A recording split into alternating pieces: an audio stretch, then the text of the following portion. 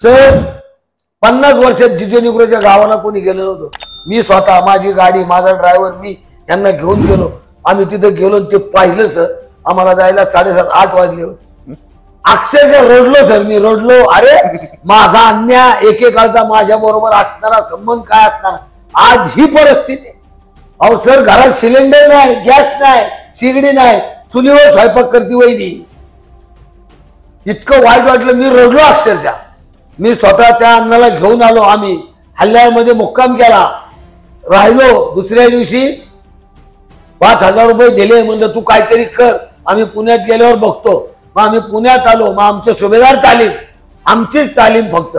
आम्ही सगळ्यांनी तो विचार केला, पाहिलं, मिटिंग घेतली, अण्णाला फोन केला, त्याला बोलवून घेतलं. आज त्याला 3.25 लाख रुपये आम्ही कॅश मध्ये दिले. कॅश पैसे म्हणलं हा येणार कसा, म्हणून आमच्या नारायण दळवीच्या मुलाला ते पैसे कॅश त्याला दिले. आणि जिजू अण्णाच्या मुलीला फोन केला, तिच्याकडून ते बँकेचं काय असते ना, ते पासबुक नंबर घेतला. तिथून ते पैसे काय करतात, ते आरटीजीएस केलं आणि तिथं पैसे ठेवले. आता त्या अण्णाला सांगितलं, म्हणलं हे सगळे पैसे एफडी कर आणि सुखासुखी खा. जय हिंद, जय भारत. आज असं एका मल्लाकडे आलेलो आहे की ज्या मल्लाचं नाव आहे पैलवान अशोक काळभोर. गाव यांचं लोणी काळभोर आहे. जे काळभोरांच्या नावानं लोणी काळभोर नाव पडलेलं आहे. त्या लोणी काळभोर या ठिकाणी आलेलं आहे. 1974-75 नामांकित पैलवान, मोतीबाग तालीम कोल्हापूर या ठिकाणी सराव करणारे अशोक काळभोर पैलवान, जे जिजू निग्रो, अग्नेल निग्रो यांच्या बरोबर सराव केलेला आहे. त्याचबरोबर महाराष्ट्र केसरी युवराज पाटील यांच्या बरोबर सराव केलेला आहे. त्याचबरोबर पैलवान तानाजी सोरटे, एक नामांकित पैलवान पुणे जिल्ह्याचे, त्यांच्याबरोबर सराव केलेला आहे. हिरामन बनकर अण्णा आहेत, त्यांच्याबरोबर सुद्धा सराव केलेला आहे. तसेच यांचे गुरु जे राहिलेले आहेत ते हिंद केसरी गणपतराव आंधळकर. ज्या आंधळकरांनी अनेक नामांकित पैलवान घडवलेत आणि कुस्तीला, लाल मातीतील पैलवानाला न्याय देण्याचं महान कार्य केलं, निस्वार्थीपणे सेवा करण्याचं महान कार्य केलं, अशा आंधळकरांच्या तालमीत घडलेले हवेली तालुक्यातील नामांकित पैलवान अशोक काळभोर यांच्या जवळ आलेला आहे. मी येण्याचं कारण एक असं आहे की मागच्या काही दिवसापूर्वी जिजू निग्रो, जे कर्नाटकचे पैलवान होते, यांचे सहकारी राहिले होते, तर त्यांना सुभेदार तालमीतील काही मल्लांनी एकत्र येऊन जे 3.25 लाखाची मदत केली, त्यामध्ये अशोक काळभोर हे त्यामध्ये होते. आणि त्यांनी सुद्धा पुढाकार घेऊन जिजू अण्णांना मदत करण्याचं महान कार्य केलं. त्याबद्दल त्यांना पहिल्यांदा मी वंदन करतो. नमस्कार. आणि हा त्यांचा जुन्या काळातील फोटो आहे. म्हणजे आपण फोटो बघितल्यावर समजू शकतोय, जरी मूर्ती लहान असली तर त्या कालखंडामध्ये आपल्या वजन गटामध्ये एक चांगली व्यक्ती होती, त्या व्यक्तीजवळ आलेला आहे. तर अण्णा नमस्कार. नमस्कार. थोडासा तुमचा परिचय सांगा लोकांना. नमस्कार, मी अशोक दत्तात्रय काळभोर, लोणी काळभोर, तालुका हवेली, जिल्हा पुणे. बर, तुम्ही लहान असताना तुमचे वडील पैलवान होते? हो, वडील पैलवान होते. आजोबा? नाही. बरं, आजोबा नव्हते. मग तुम्हाला तालमीचा नाद लागला कसा? आमचे वडील पैलवान होते, आमचे चुलते पैलवान होते. बर. आमचे चुलते, तर आमचा एक चुलत भाऊ होता, तो तो खूप मोठा उत्साहपूर्ण पैलवान. मग त्याच्यामुळं थोडस आपल्यालाही वळण लागलं. मग आमच्या वडिलांनी काय सांगितलं की तू ये जा तालमीत. मग मी 1971-72 2 वर्ष शाळा शिकून तालीम केली. गावात नाही, पुण्यात. बर. हो, सुभेदार तालमीमध्ये. बर. नंतर शाळा सोडून दिली आणि फक्त तालीम एके तालीम. तुमचं शिक्षण किती झालंय? माझं शिक्षण 8वी झालंय. बरोबर. मग सफारी घालताय 8वी शिक्षणाला माणूस, कसं काय? ती सवय लागली खूप वर्षापूर्वीपासून. का पुण्याचे लोक मगरपट्ट्यामध्ये जमणे आहेत म्हणून सफारी घालतात, असं काय?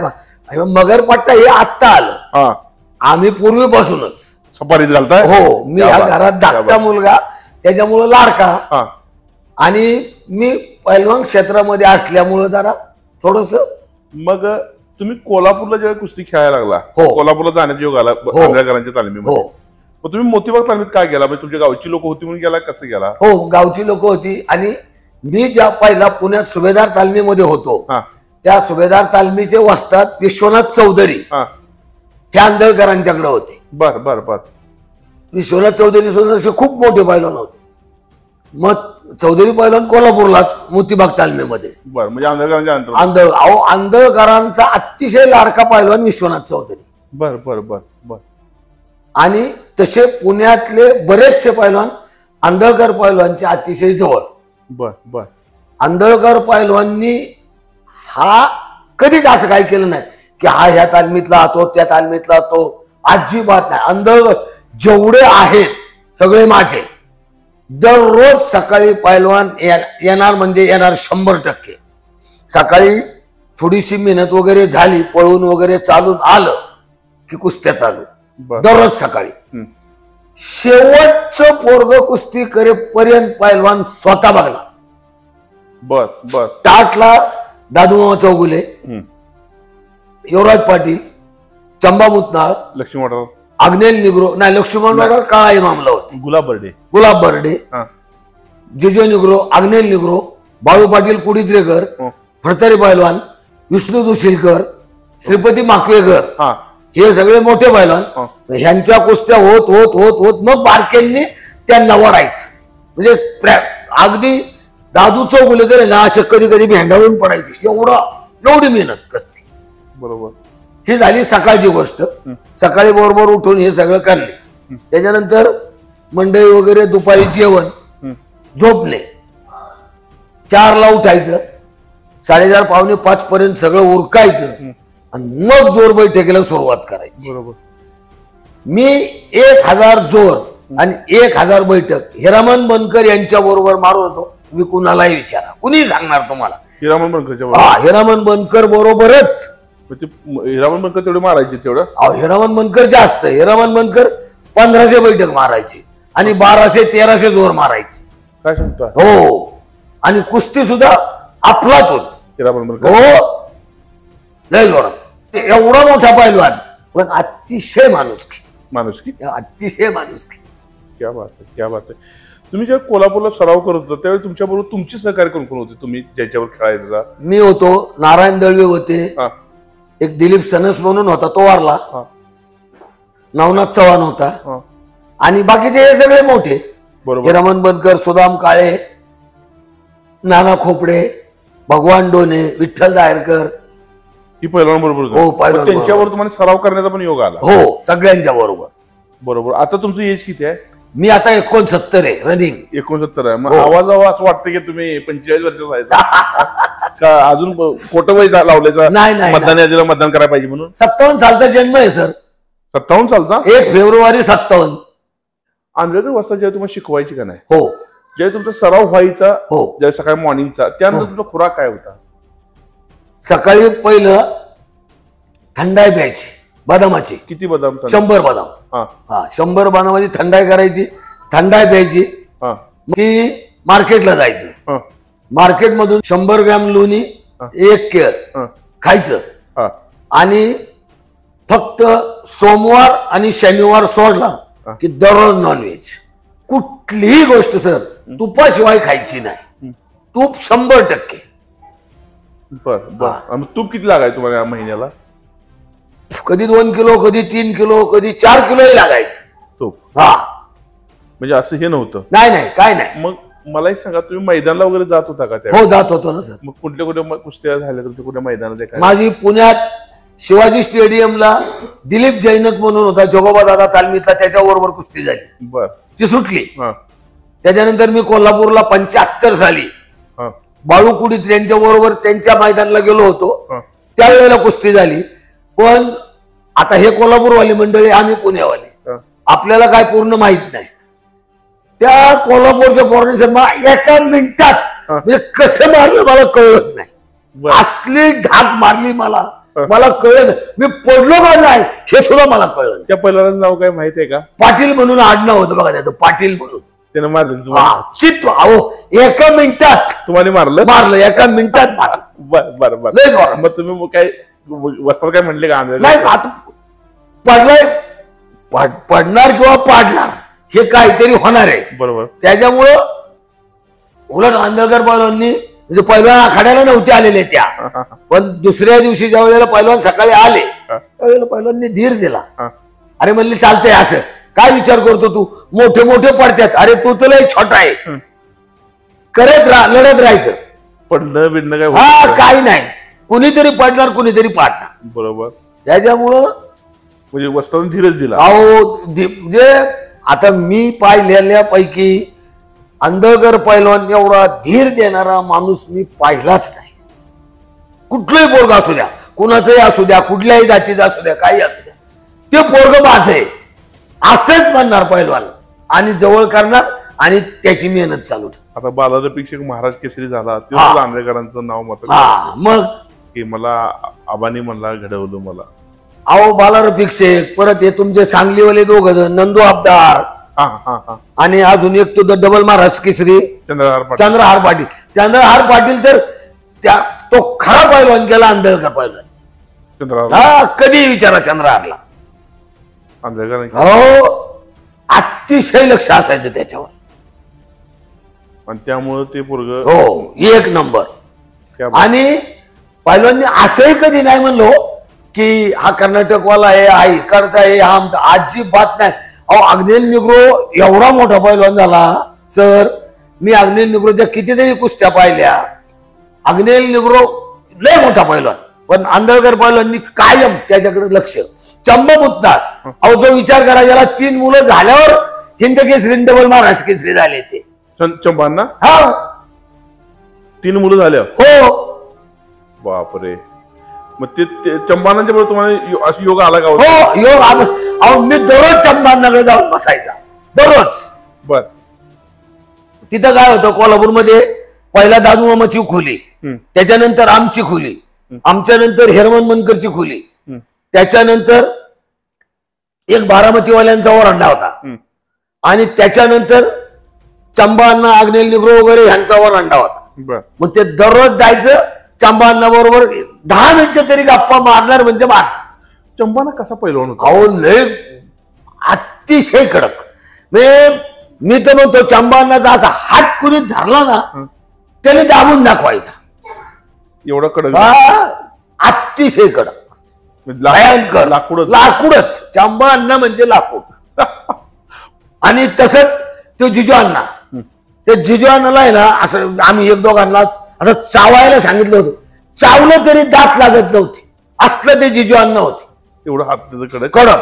आणि अग्नेल अण्णाचे हात म्हणजे इतके लांब ना की ते अग्नेल अण्णाने आता हात टाकला ना सहज ओढायचं एवढी मत. म्हणजे अजन भाऊ होता. हा अफलातून. क्या बात आहे, क्या बात आहे. मग तुम्ही एवढ्या मोठ्या पैलवानांच्या बरोबर कुस्त्या सराव केला, प्रॅक्टिस केला, त्यांचे संस्कार कसे होते त्या पैलवान? खूप चांगले, खूप चांगले. म्हणजे हिरामन बनकर सारखा संस्कारी पैलवानच नाही. हिरामन बनकर शाळा फक्त 2री शिकलेला होता. काय हिरामन बनकर शाळा फक्त 2री शिकलेले होते, पण एवढा अभ्यास सर, एवढा अभ्यास. अख्खी ज्ञानेश्वरी सांगणार, तुकाराम महाराजांचं सांगणार आणि एवढं त्या देवा धर्माचं वगैरे इतका अभ्यास की काय विचारू नका. एवढं त्यांचं भयंकर. बरोबर. मग तानाजी काळोखे वगैरे पैलवान बघितले का? हो हो बघितले ना. तानाजी काळोखे. हो तानाजी काळोखे, सुदाम वहिले. परत तुम्हाला सांगतो मग त्यावेळी तानाजी काळोखे महाराज चॅम्पियन झाला तेव्हा तुम्ही तिथे होता? नाही 1981 नाही मी 81 होतो की तालमी. मग त्यावेळी 1981 तानाजी काळोखे महाराज चॅम्पियन झाले. तानाजी काळोखे माझा खास मित्र आहे. त्याचे वडील खूप मोठे पैलवान होते, संभाजी काळोखे. बरोबर. संभाजी काळोखे ते अण्णा पाटोळे यांच्यावर झाले. सुदाम कुदळे म्हणून एक होता. ते 2 पैलवान लय मोठे, संभाजी काळोखे आणि सुदाम कुदळे.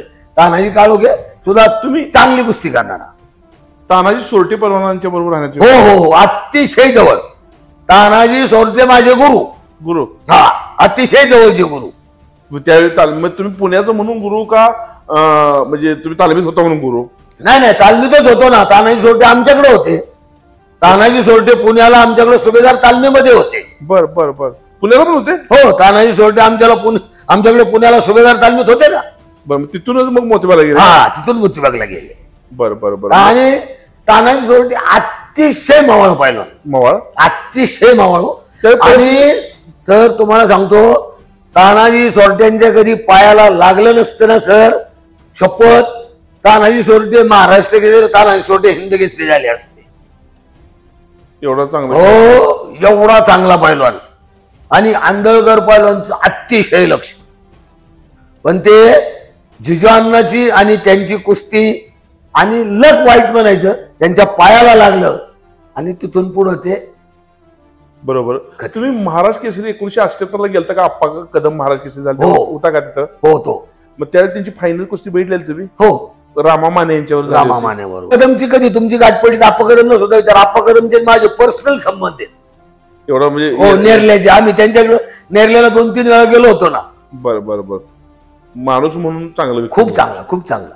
क्या बात आहे. तसेच सर माझा सगळ्यात आवडता पैलवान म्हणजे मी खूप लहान, पण मी शौकाने, माझा सगळ्यात आवडता पैलवान बिजली मल्ल संभाजी पवार. आमच्या सगळे नातेवाईकांची मुलं संभाजी पवारकडे होती. बर बर. अतिशय चांगलं, एक नंबर माणूस. आमदार होते ना ते? हो, आमदार. मला वाटतं 2-3 टर्म आमदार होते. तरी म्हणजे तो चांगला खेळायला नावच बिजली मल्ल होतं ना सर. गेलं की चटकन.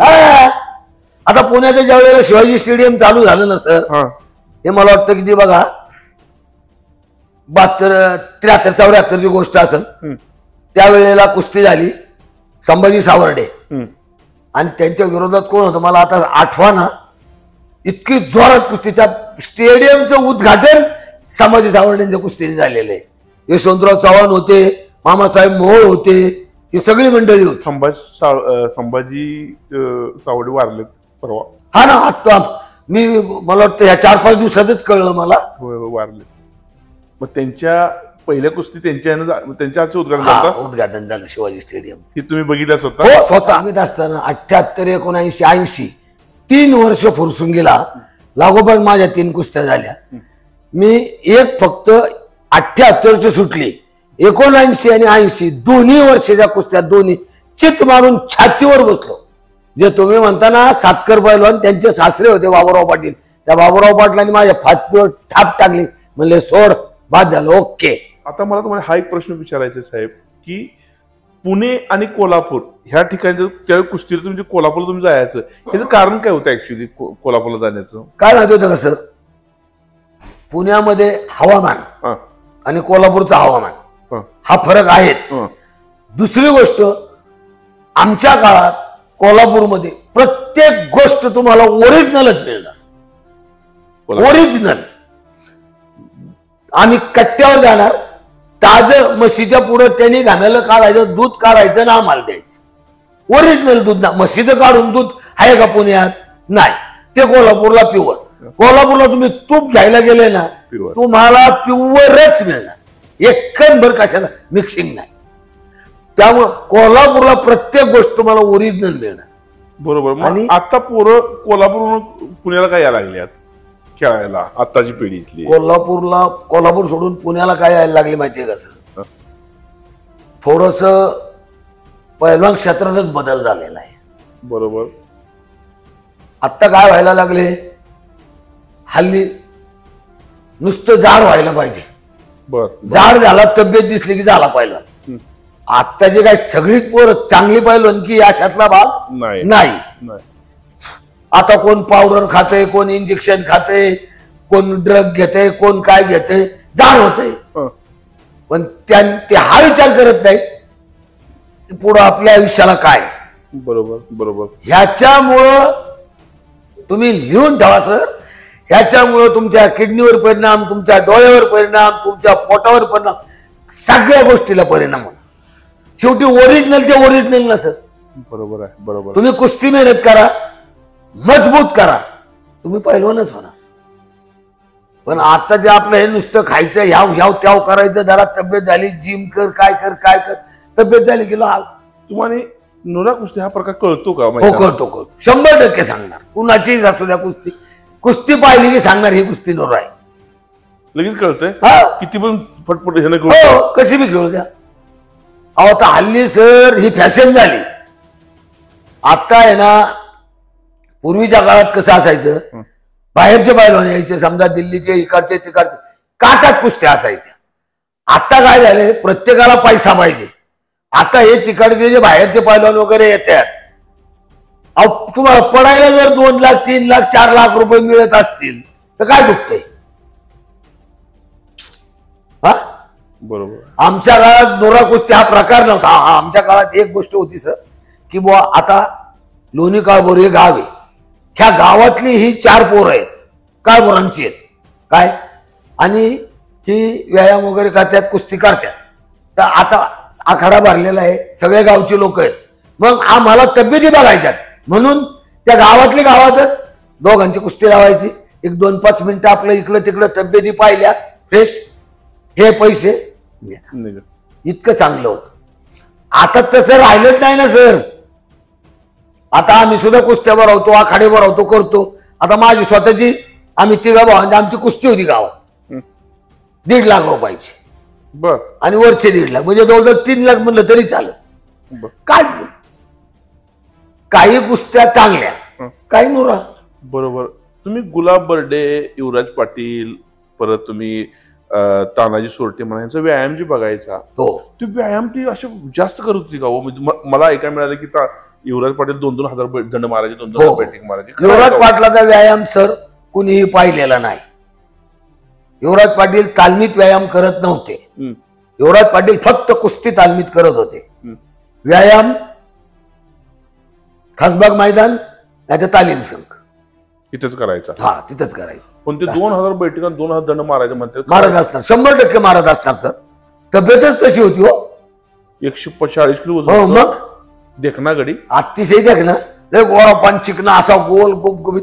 युवराज पाटील आता सगळे सांगायचे ना, मला वाटतं 8-9 वर्षाच्या असतानाच तालमीत आलेले असतील ते. सगळे सांगायचे, अरे असलं गोरो पोरग होतं, चिकना असं गाल बिल गुबगुबीत होते.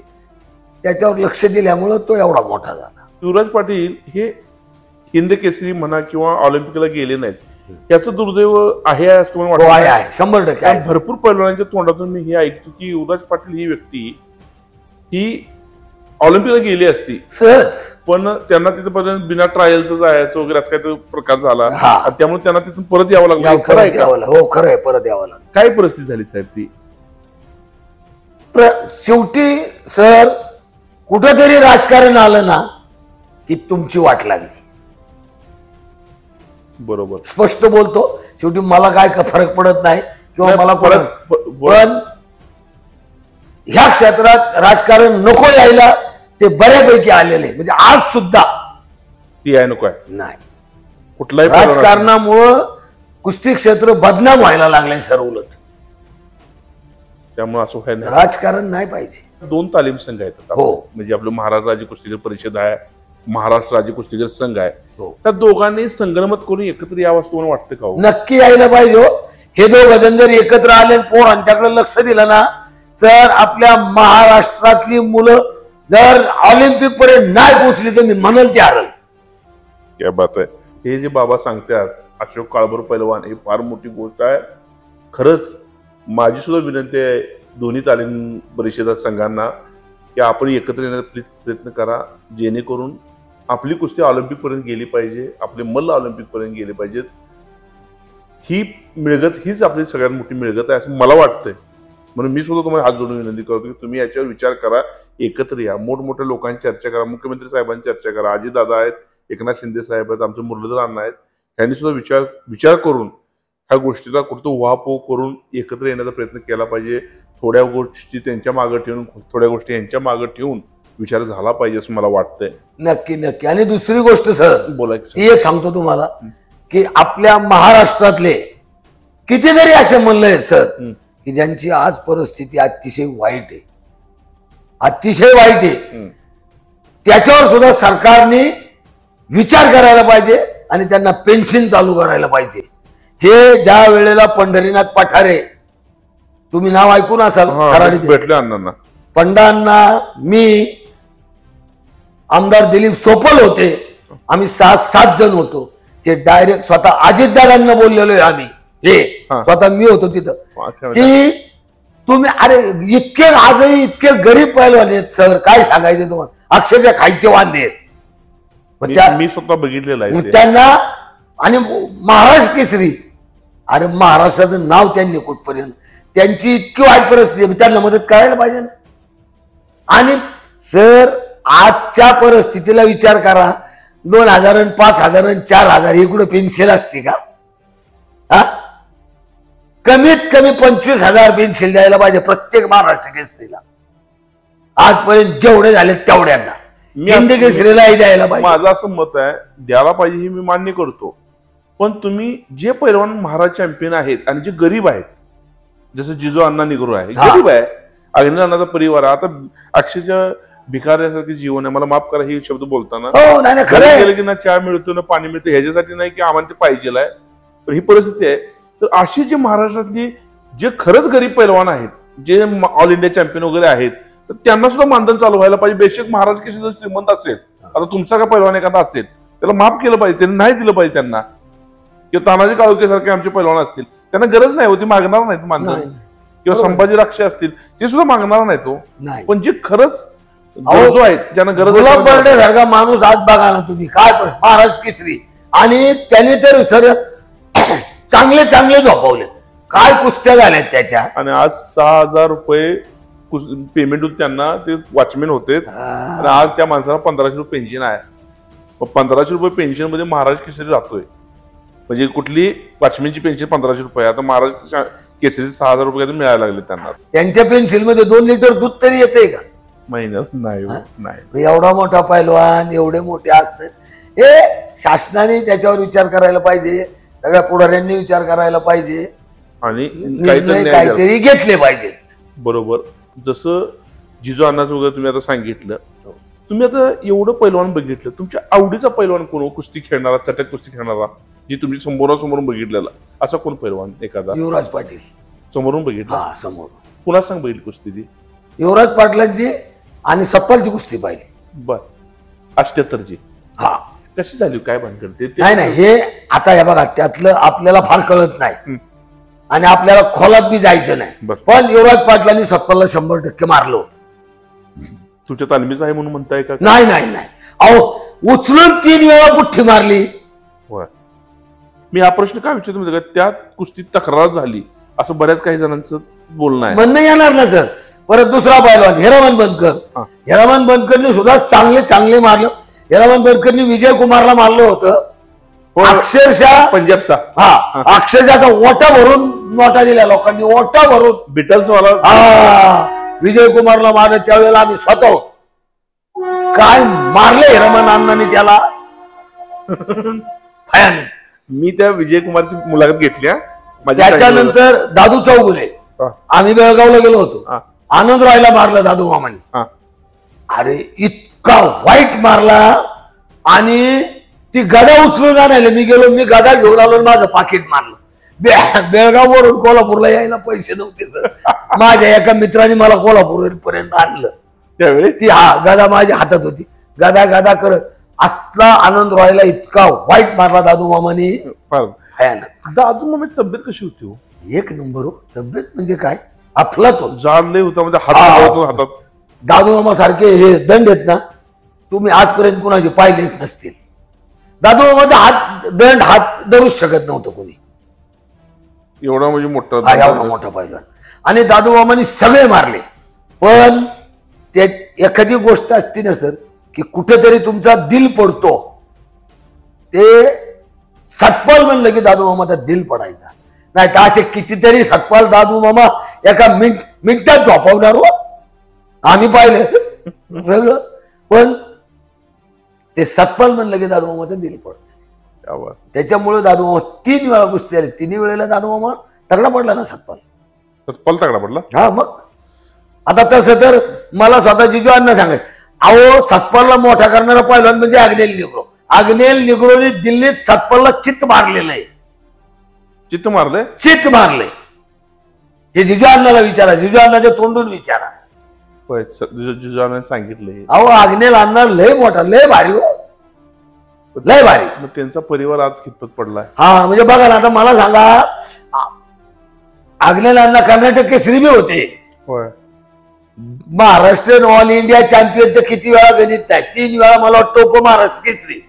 आणि आज त्यांची जर अशी परिस्थिती असेल सर, तर दुर्दैव आहे का नाही आपल्या महाराष्ट्राचं दुर्दैव आहे, कर्नाटक सरकारचं दुर्दैव आहे. आता जे पैलवान आहेत, त्या पैलवानाचा खुराक जे आहे तो योग्य नाही. म्हणजे केमिकल युक्त अन्न खातात. हा. तर ह्यांनी केमिकल मधून मुक्त व्हायचं तर काय खायला पाहिजे, कशा पद्धतीने अन्न वापर केला पाहिजे? ह्यांनी रेग्युलर अन्न खायचं. ज्वारी, बाजरी, गहू, भात. यांनी बदामाचीच थंडाई प्यायची. बदाम, बडीशेप, धने टाकून. यांनी लोणी खायचं, यांनी तूप खायचं. यांनी सगळं हे ओरिजिनल खाणं खायचं आणि ओरिजिनल व्यायाम करायचा. म्हणजे पावडर वगैरे हा प्रकार अजिबात नाही. त्या गोष्टी करायच्या नाही. ते केलं तर ते 100%. आणि नुरा कुस्ती करायची नाही. ही काळीमा आहे. नुरा कुस्ती ही पैलवान क्षेत्राला काळीमा आहे. तुम्हाला काही क्षणासाठी मोठं करते, हा. पण परत नंतर तुम्हाला कधी मोठं होऊ देणार नाही. मोठं होऊ देणार नाही. सगळ्या गोष्टी आहेत. या पहा, तुम्ही सगळं ओरिजिनल घ्या आणि ओरिजिनल कुस्त्या करा. तुम्ही मोठे होणारच. 100% लिहून ठेवा. तुम्ही तुमच्या आता श्रीरंग माऊली जाधव कोणतं आहे तुमच्या ऑलिम्पिक बरोबर ना? हो. त्यांच्या कुस्त्यावर बघितल्या का तुम्ही श्रीरंग माऊलींच्या? नाही. श्रीरंगाप्पा जाधव साताऱ्याचे. श्रीरंग बाप्पा जाधव. आणि इकडचे श्रीरंग माऊली कोणतं आहे ना, आडकर का कोणतं आहे ऑलिम्पिकला गेलेले? मारुती आडकर. मारुती आडकर. हा, पाहिली कुस्ती. मारुती आडकर सर माझ्यापेक्षा छोटा दिसायला, पण पैलवान एवढा मोठा होता. तुम्ही त्यांची एकदा मुलाखत घ्या. मारुती आडकर. मारुती आडकरची. त्याला अशोका होतं नाव विचारा. खरं एक नंबर. आता तुम्ही जे नाव घेतलं ना बघाशी, सातकर पैलवान. सातकर पैलवानचा पठ्ठा मारुती आडकर. चंद्रकांत सातकरांचा. हा, चंद्रकांत सातकरचा पठ्ठा मारुती आडकर. गुलशे तालीम. हा, गुलशे तालीम. गुलशे तालीम. एक नंबर. एक नंबर. एक नंबर. चंद्रकांत सातकर कसा पैलवान? मोठा पैलवान होता. तुम्ही कुस्ती बघितली त्यांची कधी? नाही. म्हणजे जुने पैलवान. हो, जुने पैलवान. चंद्रकांत सातकर जुने. म्हणजे आमचे जे विश्वनाथ चौधरी, मी म्हणलं सुभेदार तालमीच्या वस्तात, आणि चंद्रकांत सातकर ही त्या काळातली मंडळी. चोरगे एक पैलवान होते नर. हो, फार मोठा पैलवान नरहरी चोरगे. त्यांची बघितली कुस्ती? हा, रमण बनकरची नरहरी चोरगेंची कुस्ती पाहिजे. काय झालं त्या? बरोबर सोडली. आणि मला वाटतं अग्नेल निग्रोला चोरगीने मारलो होतो पुण्याच्या मैदानात. कराय का हे? नाही, ते नाही मला सांगता येणार सर. मी नव्हतो त्यावेळेस. नव्हता. बरोबर. तर आताचे पैलवान जर तंदुरुस्त राहायचं असेल तर त्यांनी व्यसनाधीनतेकडे फिरवावे असं मला वाटतंय. तुमचं मत काय आहे? काय बरोबर आहे ना? त्यांनी हे सगळ्याच गोष्टी सोडायच्या. मी शब्द काय वापरला सर? प्रत्येक गोष्ट ओरिजिनल. काय तुम्ही मोठे होणारच. तुम्हाला परमेश्वराची कृपा की तुम्ही प्रत्येक गोष्ट ओरिजिनल घ्या, ओरिजिनल खा, ओरिजिनल व्यायाम करा. तुम्ही नक्की मोठे होणार. गुरुचा आदर हा एक सिस्टम मी काय विचारतोय, गुरुचा आदर पैलवानाने केला पाहिजे. नक्कीच केला पाहिजे सर. आता तुम्हाला सांगतो, आम्ही कोल्हापूरला मोतीबाग तालमीमध्ये होतो, सुभेदार तालमीमध्ये होतो. सकाळी पहाटे 5ला उठून व्यायामाला सुरुवात करायची वेळ आली. आंधळकर पैलवान येणार, कट्ट्यावर बसणार. 100% प्रत्येक पोरं त्यावेळेला माझ्या माहितीप्रमाणे 250 ते 300 पोरं असतील सर. 300 पोरं आंधळकर पैलवानच्या पाया पडल्याशिवाय मातीत उतरत नव्हतं. म्हणजे दादू चौगुले असू द्या, युवराज पाटील असू द्या, चंबा अण्णा असू द्या, गुरुचा आदर म्हणजे एवढा कल्पनेच्या बाहेर. आता 3 पोरं झाल्यावर जरी हिंद केसरी होत असेल, सांगतो अहो, आंधळकर पैलवान आम्ही तालमीतून बाहेर, आंधळकर पैलवान भवानी मातेच्या कट्ट्यावर बसलेले असायचे संध्याकाळी. आंधळकर पैलवान जर कट्ट्यावर बसलेले असतील ते पोरग कुठलं समोरून आयुष्यात जाणार नाही. आम्ही मागच्या दाराने जाणार. मोतीबाग तालमीला 3 दारं होती. आम्ही मागच्या दाराने जाणार, नाही तर इकडे पापाच्या तिकटीच्या बाजूने जाणार. समोरून कधी जाणार. आंधळकर पैलवान बरोबर बसणारा फक्त एक पैलवान मी स्वतः पाहिलं, श्रीपती माखवेकर. ते बसायचं. हा, नाही आंधळकर पैलवान त्यांचं खूप चांगलं. म्हणजे पैलवानचा त्याच्यावर जीवही होता त्या पैलवान. हा, आणि मी पाहिलेला पैलवान ना सर. म्हणजे दादू मामाची आणि श्रीपती माखवेकरची एकच रूम होती. कसं असते, परमेश्वराने जोपर्यंत ते तालमीत होते तोपर्यंत कधीच 80-82च्या पुढे त्यांचं वजन वाढलं नाही. नाहीतर श्रीपती माखवेकर सुद्धा 100% महाराष्ट्र केसरी. हा, लय मोठा पहिला. उच्च पूर्वी तब्येत, हाईट. आज सुद्धा बघा ना तुम्ही, आज 80 पेक्षा जास्त वय असेल पण अजूनही माणूस कसा आहे, हत्तीसारखी तब्येत आहे. आणि अतिशय माणूस की शिवी काय कुठल्या पोराला दिलेली मी आयुष्यात कधी ऐकली नाही. श्रीपती म्हणजे वैयक्तिक माझे संबंध एवढे चांगले. आता कधी तुमची गाठ पडल्या का तुम्ही तुम्हाला बोलला तिरुपती माकेकरांची गाठपीठ येते अशोक काळभोर विचार, तुम्हाला सगळं सांगते. फार प्रेम करणारा माणूस. तुम्ही आता एवढं पुण्यातल्या लोकांनी जिजू अण्णाला तुम्ही आता जवळजवळ 3.25 हो. 3.5 लाख रुपये दिले. तानाजी सोरटेने असून द्यात किंवा आमचे दळवी असून द्या, नारायण दळवींचे चिरंजीव आणि बरेच लोकांनी तुम्ही एकत्र केलं सा. ते तुम्ही तुमचा मित्र म्हणून तुम्ही हे केलं सा, तुम्ही दिलं सा तुमच्याकडनं, बरोबर. पण तरी सुद्धा अशा एखाद्या कुस्तीगीर संघटनेनं एकत्र येऊन अशा काही गरीब मुलांना कुस्तीगीर संघटनेनं सुद्धा दिले पाहिजे पैसे 100%. आता गुलाब बर्डेला दिलंच पाहिजे. तुम्ही सांगताय अग्नेल निग्रो, मी अग्नेल निग्रोच्या घरी नाही गेलो, पण काहीतरी दिलं पाहिजे. असे जे काही गरीब आहेत त्यांना नक्कीच मदत केली पाहिजे. सर 50 वर्षात जिजू निग्रोच्या गावाला कोणी गेलं नव्हतं. मी स्वतः, माझी गाडी, माझा ड्रायव्हर, मी यांना घेऊन गेलो. आम्ही तिथे गेलो, ते पाहिलं सर. आम्हाला जायला 7:30-8 वाजले होते. अक्षरशः रडलो सर, मी रडलो. अरे माझा अन्याय, एकेकाळचा माझ्या बरोबर असणारा संबंध काय असणार, आज ही परिस्थिती. अहो सर, घरात सिलेंडर नाही, गॅस नाही, शिगडी नाही, चुलीवर स्वयंपाक करती वहिनी. इतकं वाईट वाटलं, मी रडलो अक्षरशः.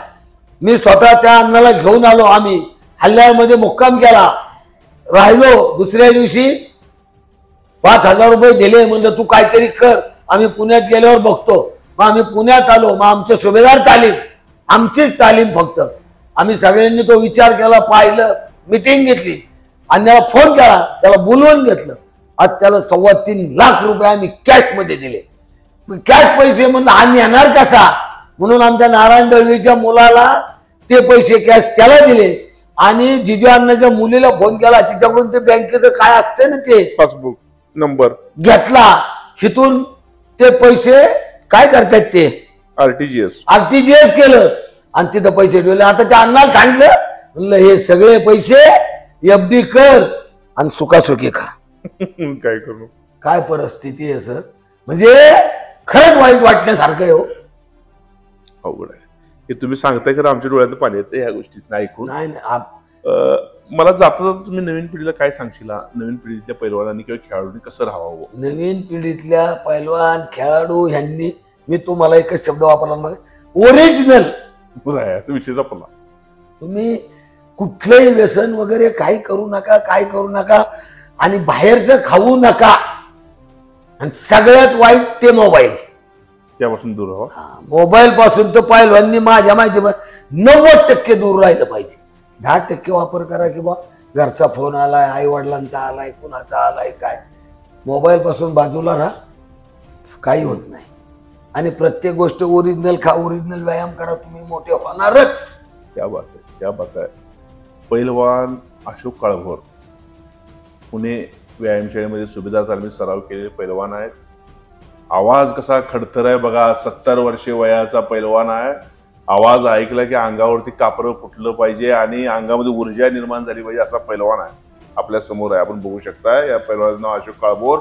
सुभेदार तालीम आणि मोतीबाग तालीम कोल्हापूर या ठिकाणी सराव केलेला हिंदकेसरी गणपतराव आंधळकरांचा पट्टा. आणि त्याचबरोबर नामांकित मल्ल युवराज पाटील असून द्यात, गुलाब बर्डे असून द्यात, तानाजी सोरटे असून द्यात, किंवा हिरामन बनकरांना असून द्यात, यांच्या बरोबर सराव केला आणि त्यांच्या मार्गदर्शनाखाली राहिलेला पैलवान आज फार मोठा अंपायर उभा करून ठेवलेला आहे काळभोर या ठिकाणी.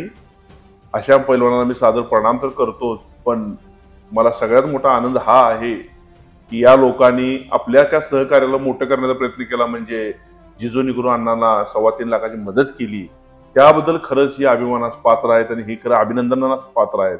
या लोकांचा मी सादर प्रणाम करतो या लोकांना, की ही माणसं म्हणजे अशी माणसं या जगात घडायला पाहिजेत, अशी माणसं या लाल मातीमध्ये घडायला पाहिजेत आणि आपल्या सहकार्याला आपल्या बरोबर घेऊन जाणारी पाहिजेत. एवढंच मी बोलतो. आणि अण्णांनी आज फार चांगल्या पद्धतीने ऊर्जादायी मुलाखत दिली, त्याबद्दल त्यांचा आभार मानतो. अण्णा नमस्कार. धन्यवाद. नमस्कार. धन्यवाद.